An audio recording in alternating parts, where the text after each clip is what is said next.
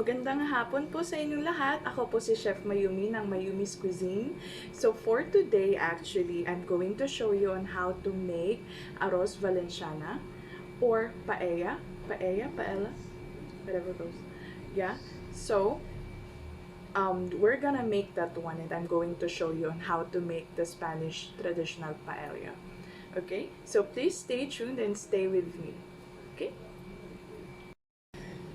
So guys, what is paella? Actually, it is a traditional dish in Spain, and paella means a frying pan, technically. And actually, I will be discussing to you the ingredients that we are going to use for. So here are the ingredients that we are going to use for today. Yes. So first up, we are going to use, what protein we are going to use is we're going to use halal chicken breast, or you can actually use any chicken part that you like as long as it's fillet. There, this one, it's halal chicken breast. I already cut it into cubes. Then next one is our squid. I actually already cut it. Squid or octopus or whatever you like for your paella. And our shrimp. This are the proteins that we are going to use for today. But actually, you can also add clams or tahong, kung ano mang gusto nyong ilagay na seafood or meat. Actually, you can actually use that one as well. And next up, we are going to use for our other ingredients is diced onions, white onions, diced red bell peppers, or you can also use green, then diced tomatoes, the ripe one, minced garlic, and this one is just for garnish. You can actually use whether lime or lemon. Okay. And one important ingredient of paella is the rice that we are going to use. This is paella rice actually. So you can actually buy this in some specialty stores. But you can actually use any short grain that you want, any short grain which is available to the market. You can use like Japanese rice or kung ano man yung mga short grain na available sa market natin for today. Kasi syempre ayaw naman natin pahirapan pa kayo para lang maghanap ng short grain rice. It's just make sure that it is short grain. Yung mas maliliit yung ating mga butil. I will show you how it looks like. Can you see? Yeah. That's the short grain. Yes. Para siyang round, medyo pabilog na grains. Yes. Kasi ito, kapag niluto nyo ito, actually, hindi siya magiging mushy unless you overcook it, of course. But, short grain siya, pero hindi siya ganun ka-sticky. And please, wag po kayong gagamit ng yung rice na malagkit. Na, hindi po pwede yun kasi baka maging biko yung ating paella. Okay? Kasi baka yun yung makita nyong short grain. Hindi po yun. Okay? Wag nyo pong gagamitin yun. Okay? Approve? And then we're gonna use olive oil and our smoked paprika. You can actually use sweet or smoked, whatever paprika you have on hand. Kasi medyo mahirap maghanap ng smoked paprika. But kasi dito sa flavor na to, meron siyang smoky flavor. So it gives nice aroma to our paella. And our saffron. Okay, this is our saffron. And take note guys, okay, for our saffron, this is quite expensive actually per gram. It's around like almost 400 plus in 1 gram. And one thing is, iba po siya sa what do you call that one? Kasubha, yung nakikita natin sa market. Ang same thing lang nila is parang silang galing sa flour. And gumagawa rin sila ng yellow color to our dishes, but they are very, very different thing. Okay? Kasi magkamukha sila, pero magkaiba po sila. Usually, nakikita natin to sa mga ibang arroz caldo, di ba? Yung nilalagay doon yung mga arroz caldo, ganyan. Ibang-iba po yun. Okay? Kasi baka yun po yung kunin nyo, at medyo mas cheaper yun, pero iba po kasi yung flavor profile ng ating saffron. Okay? So this saffron actually comes from Iran. Okay, from Iran. Yes. Because it comes from the flower. Parang meron siyang ganyan na stem, tapos pinipik nila yun. Kaya medyo mahal kasi actually when they harvest this one, they do it by hand. It's not by machine. And it takes time. There's a lot of manpower to it. And kaya siya rin mahal. See, this is the flower that I'm talking about. As you can see, yes. Yung parang meron siyang parang antena, ganun. Yun yung kinukuha nila ron. Okay, so for now, I will be showing you on how are we going to clean our prawns. Kasi usually, diba, sa atin, hindi natin inaalis yung parang itim sa likod ng ating prawns. Pero kailangan nating alisin yun kasi yun yung daanan ng dumi. So, I'm going to show you 2 ways of removing it. For example, you want peeled one, right? Okay, so alisin lang natin yung balat. Okay, and just get a toothpick or a stick. Tapos poke mo lang siyang ganyan. Tapos makikita nyo, ayan na yung parang vein or something, daanan niya. See? And then you just have to pull it out. Yan, mas easier way yan. Or, you can actually cut it. Kung gusto nyo naman na buksan yung ating prawns.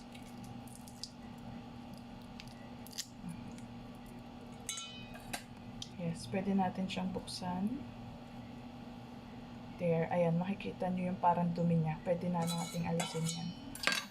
Ayan. So, kung alin yung mas easier sa inyo, guys, kung mas madali ba sa inyo na gagamitan ng stick or gagamitin ng kutsilyo. Right? Yan. So, alisin lang natin to, guys. So, I will be using the stick one kasi for me, it's easier. For our stick. See? Ayan na siya kagad. Tanggal na. Ayan. Diba? So, tanggalin lang natin yung iba pang balat.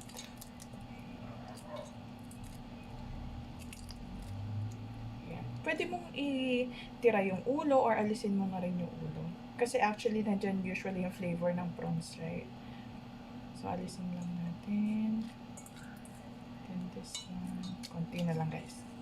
Konti na lang. So, kahit anong seafood pwede nyo gamitin sa paella. Depende. Kung allergic naman kayo sa seafood, then pwede rin naman na tanggalin nyo. Or pwede nyo naman siyang gawing vegetarian. Right? You just have to put the vegetables on making your paella. No need to add any protein. I mean like seafood or meat. Yeah. There. Ayan. Ganda ba? Ayan. So, okay na yung ating prawns. And take note, guys. Actually, what you can do also is that keep mo yung shells. Kasi nandyan yung lasa din ng ating prawns. So, pwede natin gawin dyan is, pwede natin siyang i-roast sa pan. Tapos, after natin siyang i-roast sa pan, pwede natin lagyan ng water. And pwede natin siya gawing prawn stock. Mas malasa siya di hamak kaysa sa maglalagay ka ng other flavorings. Kasi sayang yung lasa niya. Diba? Or you can actually keep this one in the freezer.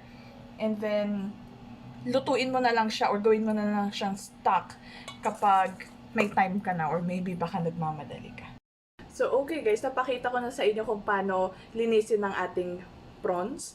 And just a quick recap. Huwag niyo itatapon yung shells kasi talagang magagamit niyo siya. For example, magluluto kayo ng sotanghon or yung mga soup based with prawns, you can actually use the shells to make stock. 'Di ba? Parang mas malasa ang ating soup or whatever you wanted to use with. And here's actually yung prawn stock na ginawa ko before. Tignan mo, meron talaga siyang orange colors because of the shells na ginamit ko. Basta ang kailangan mo lang gawin is i-roast mo, lagyan mo lang ng konting oil yung pan. I-roast mo yung ating prawn shells until it's brown, not brown, like orange toasted color. And then after that, lagyan mo lang siya ng water, let it simmer for about 30 minutes, and then i-crush mo lang siya.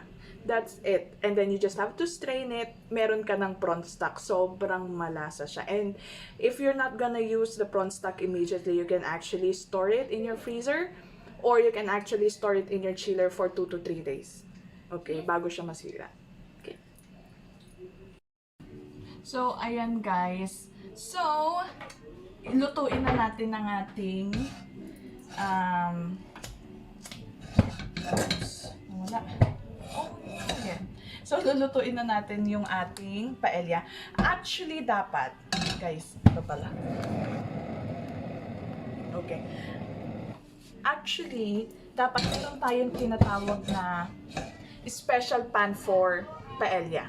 Okay? Para siyang may handle. Okay? I-show ko na lang sa picture. I-attach ko na lang dito. Yung ating paella pan. Actually, that one is para lang siyang flat na bilog, tas may handle. And, yun talaga yung ginagamit for paella. But, of course, hindi ko kasi mahanap yung sa akin. So, pwede naman kahit anong pan siguro na available sa inyo. Of course, hindi naman na natin papahirapan pa. As long as that the bottom is flat. Okay? Hindi yung wok or something. Okay? Kailangan yung flat. At least, kasi like this one that I'm using, it's like flat. So, you can actually use this one. Okay? So, okay guys. Excuse me. So, kailangan lang natin siya ipainit. Then, kapag mainit na siya, dry na ang ating pan, lagyan lang natin siya ng olive oil. Okay? Tansyahin nyo na kung gaano karaming olive oil. Medyo damihan natin ng konti. Okay? Kasi, i-saute na natin yung ating ibang mga ingredients na gagamitin. And one thing important about Spanish cuisine, or especially on paella, they're making this sofrito. What is sofrito? Sofrito actually is like it is used to enhance Spanish cooking. Actually, the main ingredients of Spanish sofrito is onions, bell peppers, tomatoes, and garlic. We just have to saute everything, and then hanggang sa magkaramelize siya, magkaroon ng natural sweetness doon sa ating sofrito. Okay? That is Spanish sofrito. Yes. Yes. So, kapag mainit na siya, unahin natin ang ating sibuyas. Okay. So, bakit nga ba natin inuuna ang sibuyas kaysa sa ating bawang? Kasi sa ating mga Pilipino, mas inuuna natin ang bawang. Tama ba? So, inuuna natin yung sibuyas kasi mas madali pong masunog ang ating bawang. Ang bawang ay kailangan lamang na habang niluluto mo siya, pag naamoy mo siya, okay na siya eh. You know, pag naamoy mo na yung aroma ng garlic, then okay na siya. Kumbaga, naluto na yung raw smell ng garlic.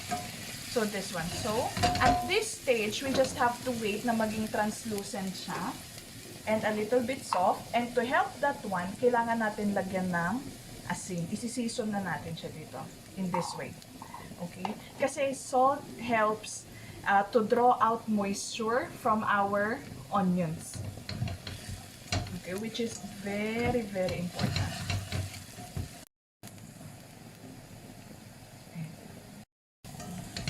Just haluin lang natin. Tapos pag medyo nag-translucent na siya, meron na siyang mga konti-konting brown-brown sa sides. Then we can add our tomatoes.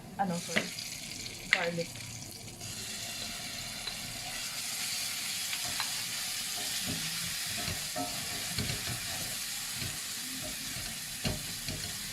Then once na-amoy na natin yung garlic, nawala na yung raw smell ng garlic, then we can add our tomatoes.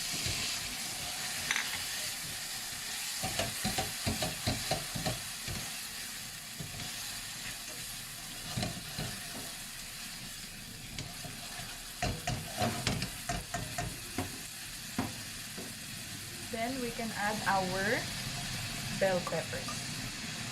Yeah. You can actually use green also, green bell peppers. You can actually use that one as well. And some dishes actually, some recipes, if they're not using the raw tomatoes, they're actually using the canned one. But I think because the canned one has a tomato sauce on it. That's the thing. So it has this red intense color. But for me, I feel like I want to use everything fresh. Okay, so I will be just using fresh tomatoes. Or you can actually add little bit of tomato paste just to bring up the flavor or bring up the color for it. Just a little bit. But once we already cook it into nice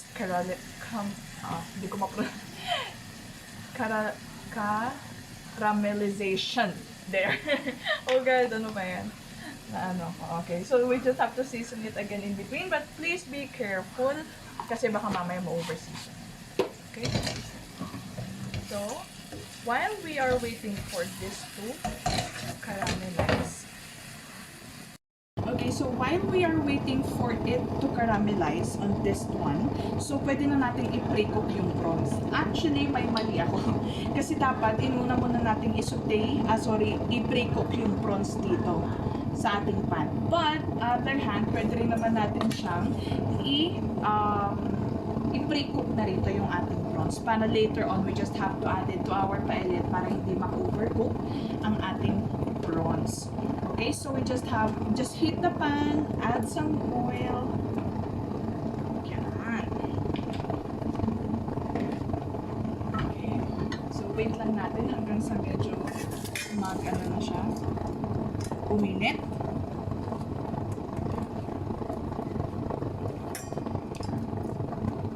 So for our prawns, we can actually season it already with a little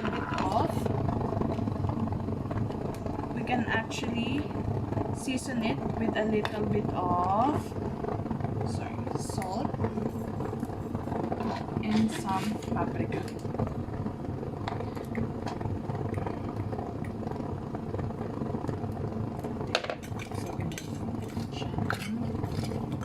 Just pre-cook. We don't have to cook it like thoroughly. Pre-cook lang natin siya, guys. Okay. So now it's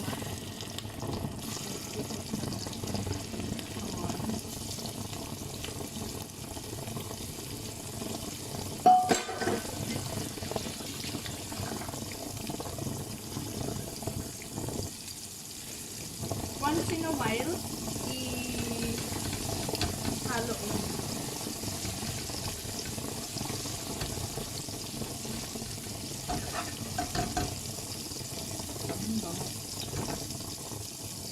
So this one, turn lang natin. You can actually remove the tail kung gusto nyo namang alisin yung tail. Or you can leave it with skin. With shell. It's up to you guys kung paano nyo gusto yung prawns. But for me, nagis ko na lang yung shells para mas madali siyang kainin. Okay, once nag-turn na siya sa tail, pwede na natin siyang alisin. Okay, kasi ayaw naman natin siyang lutuin talaga thoroughly. Okay guys, kasi mau-overcook ang ating dilapid prawns. Siyempre gusto natin siya na malambot pa. Yan. So, next stop is lutuin na rin natin ng ating squid. Just a pre-cook also. Okay. So, here, just add little bit of paprika, then salt,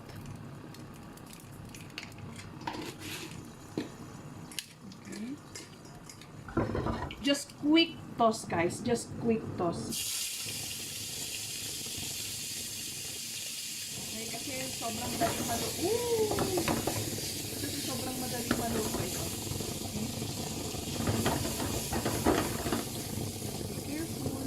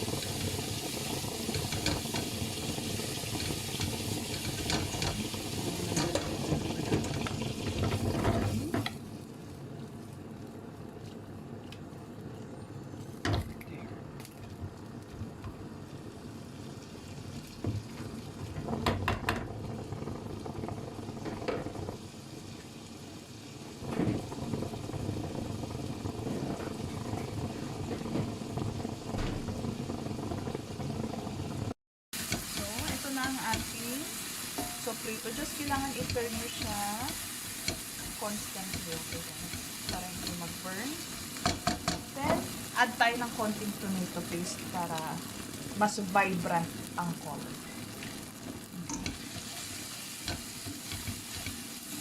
Then, and one thing about using tomato paste, guys, is kailangan i-roast mo siya ng maayos. Okay? Hindi yung raw. Okay? Kasi, one thing is, we have to roast tomato paste is to enhance the color. Okay? To deepen the red color. To remove the acidity from the tomato paste. Because we all know tomatoes are a little bit acidic, right? Para maalis ang acidity nito or ma-lessen and to enhance the flavor. Tama ba? Diba? Okay, guys. So, as you can see, nag-deepens na ang ating color for this. Yeah. So, actually, so far, guys, okay naman tayo. Nakaka-follow naman tayo sa ating paella. So, if you have questions regarding the process, just PM us so I can actually guide you through the process of making paella.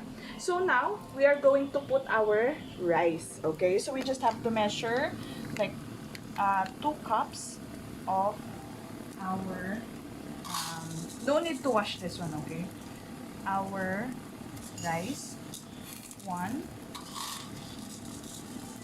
2. Whatever cup you are using, okay? 2 rice. And one thing that you have to remember, guys, is kailangan medyo i-toast muna natin siya, okay? I-toast muna natin yung rice bago natin ilagay. Okay. Yan, hanggang sa medyo mag-translucent na siya. Okay?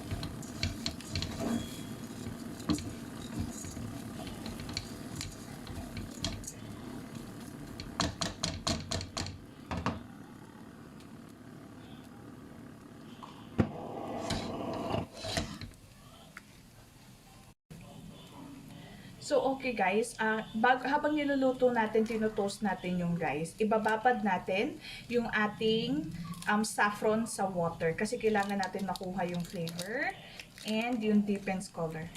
See? As you can see, pag nahulog na kagad yung ating saffron sa water, nakakaroon na siya kagad na yellow color. Diba?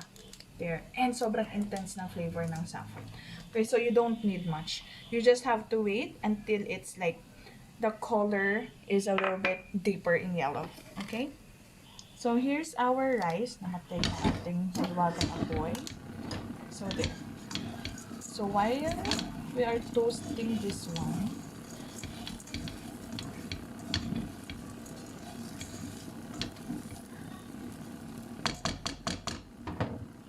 we can now actually add our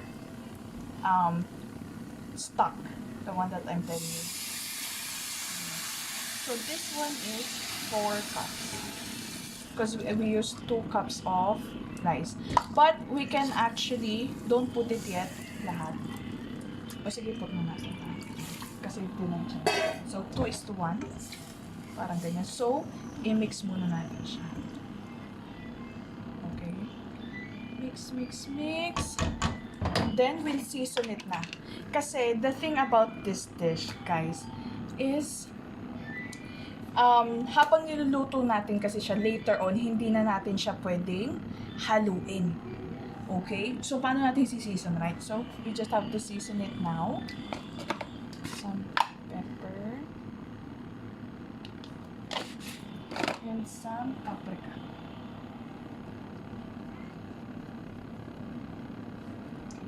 So, yung paprika, adjust na lang natin siya. Okay? Kung gaano kaanghang, kasi medyo maanghang kasi yung paprika. Unless you're using the sweet paprika, guys. Okay?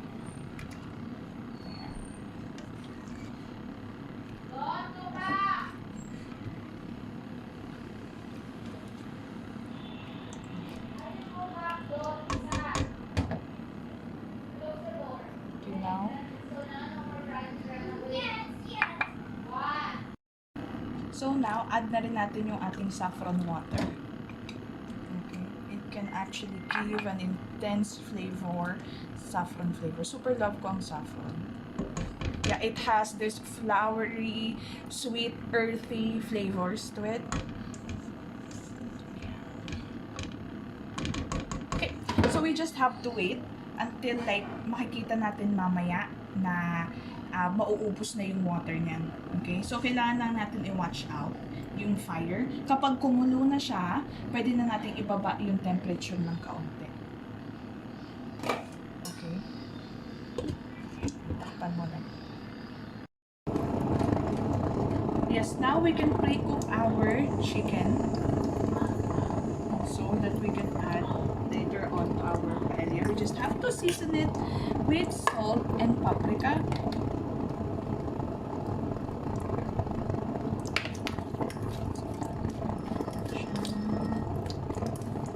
Then kapag mainit na ang ating pan,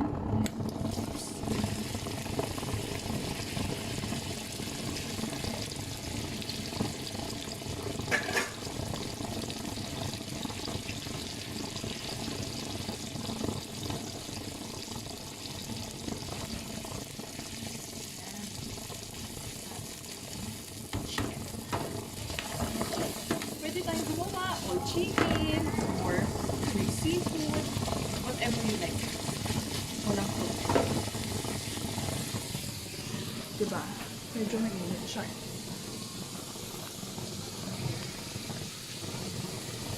So guys, habang niluluto natin yung chicken and yung rice natin sa paella,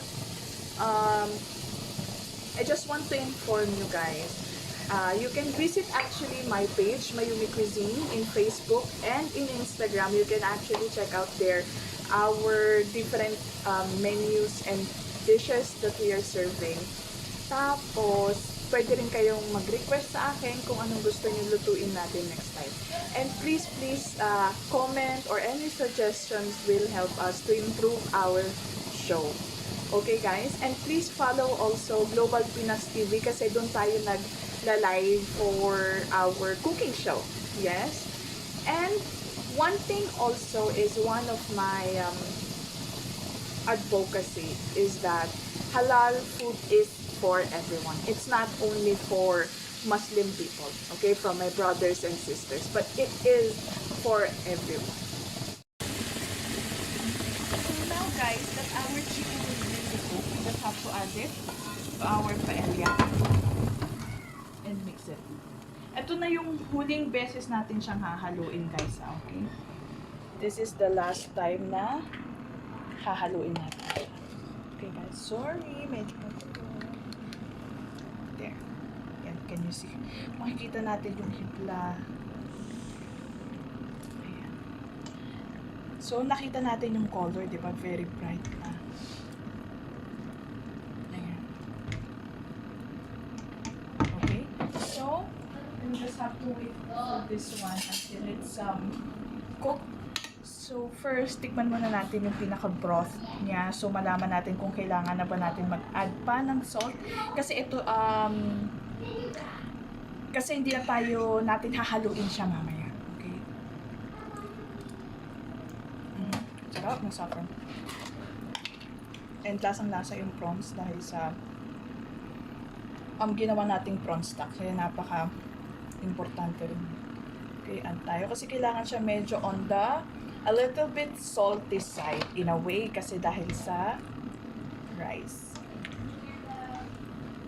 Saffron really makes a difference, guys. Kaya, please, if you're gonna make paella, make sure you have your saffron, okay? And a little bit more paprika. Yun nga lang, pag magdadagdag pa kayo ng paprika, guys, medyo hinay-hinay o depende sa klase ng paprika na gamit nyo. Kasi pwede natin i-adjust siya kung gusto natin medyo mas maanghang or something. Okay? So, let's just taste again the broth. Okay ka.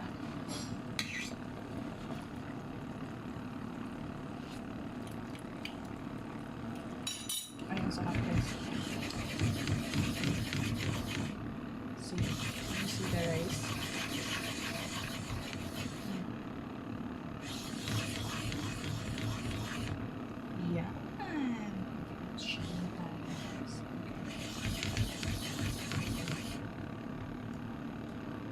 So, takpan lang natin siya. Medyo babaan natin yung ating apoy.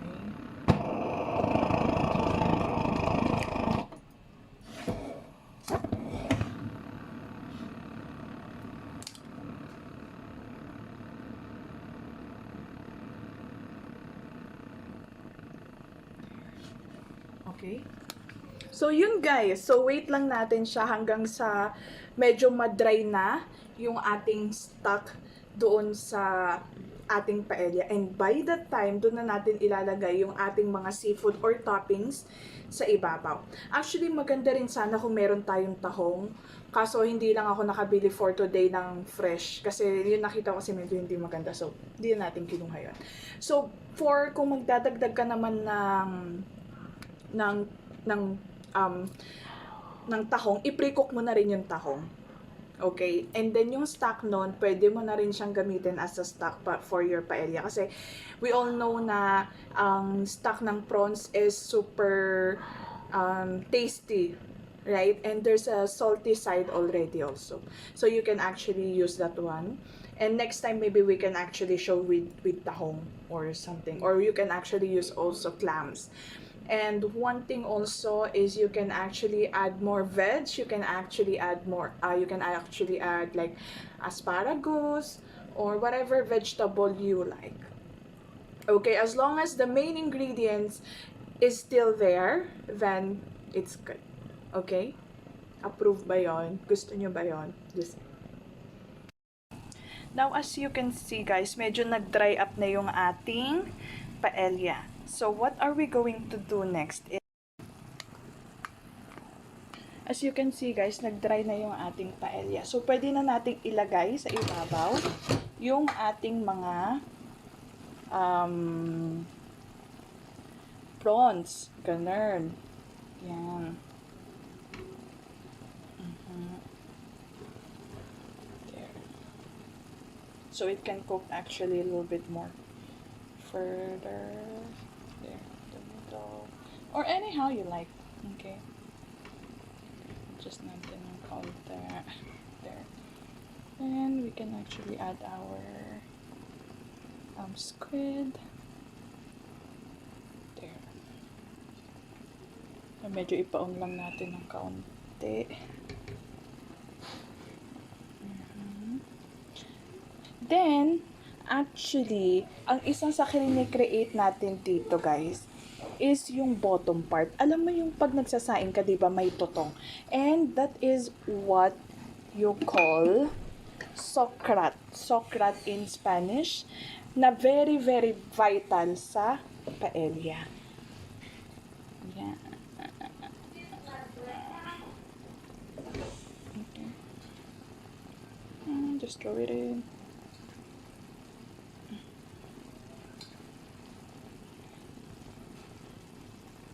Yan, ganda sana, 'di ba, kung meron sana siyang. Actually, you can also add green peas.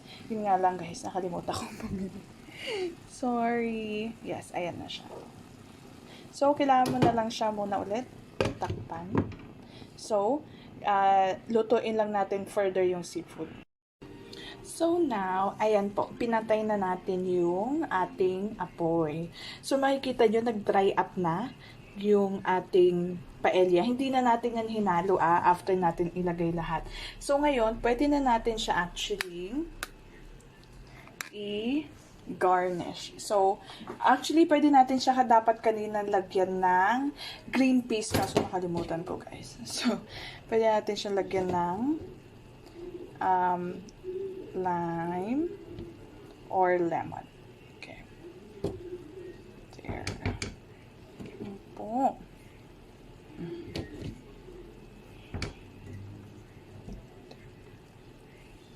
Okay. There. Actually put it there. Ayan. Ayan na siya. And some greens. Yes. Ayan na po siya, guys. Ayan. Gusto nyo ba yan? Opo, yan na po ang ating version ng ating. So guys, luto na ang ating paella. So, titignan natin kung anong kinalabasan ng ating paella. Okay, so kuha lang tayo. Listen pa natin itong isa. Then, let's see. See, there's a crust. But actually, pwede pa nating patutungin yan. Kung nagkataon. Yan.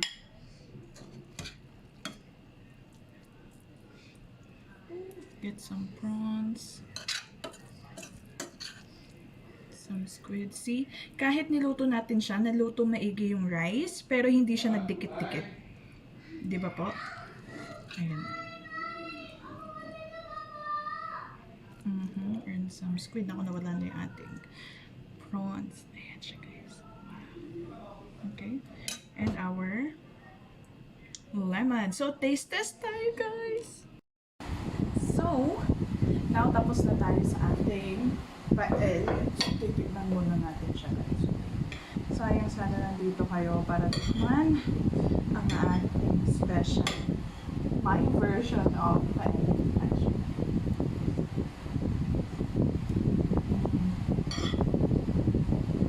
Grabe na experience natin sa tagal kong